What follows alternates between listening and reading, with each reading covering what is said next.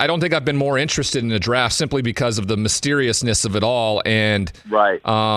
We're talking about mostly, we know what 1 and 2 are going to look like because it's been like that for a while. But San Francisco threw a huge curve in all of this about a month ago, moving up to 3, having to know who they loved, who they moved up to get.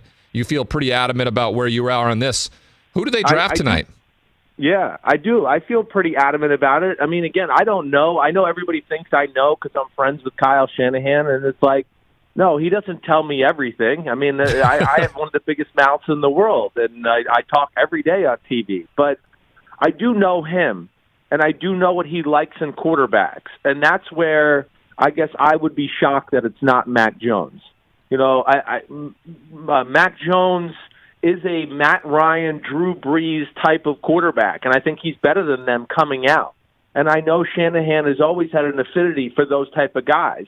And I also know he thinks that if he got more than 2 years with Matt Ryan, he would have won a Super Bowl, and he was up 28-3 in one of them. And I know a lot of people blame him, but like the defense is allowed to stop Brady and the Patriots and all that. So I do. I just expect it to be Mac Jones. Like I said, I don't know.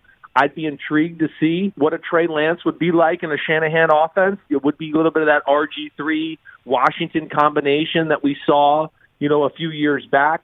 But I think ultimately it's always been about Mac Jones, and I will be like fall on the floor shocked if it's not him at 3 tonight.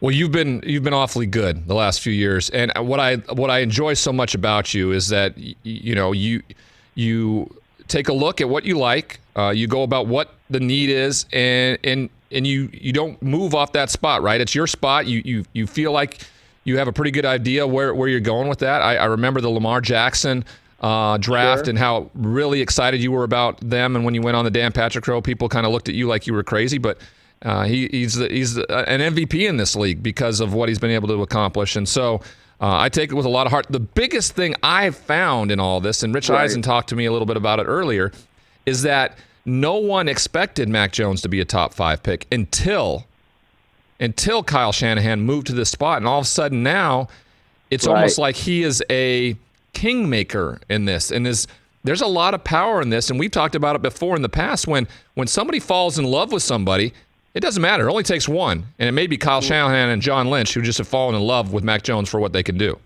No doubt. It could be just one. Now, I'll say this too, right? And I mean, Rich is right. That is the thought that was out there. But I'd also like to say that thought was out there from people who don't make the decisions in football still. Right. When this trade was made and everything, most of the NFL was just getting done with draft stuff. So that's when you need to start paying attention to what's being said and things like that.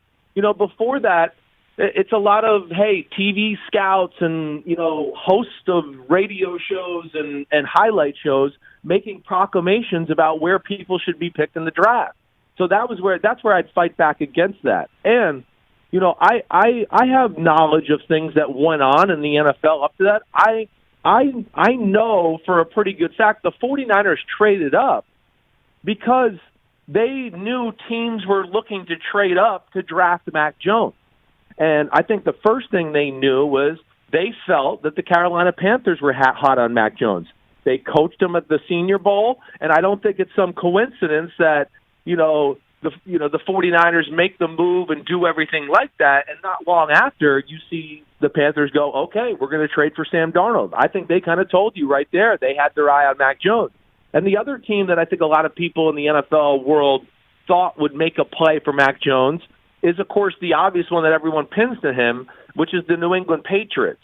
So I think there was a lot of thoughts by people in the know, and I think that calls were made by the Patriots and the Panthers to move up. And that's why I think Shanahan and the 49ers got wind of that, and that's why they made the aggressive move to get up to number 3 to make sure they could have the pick of the litter and really know who and pick the guy they want, and take fate into their own hands. Hey, you watched all the way to the end. Thanks for that. Watch more right here.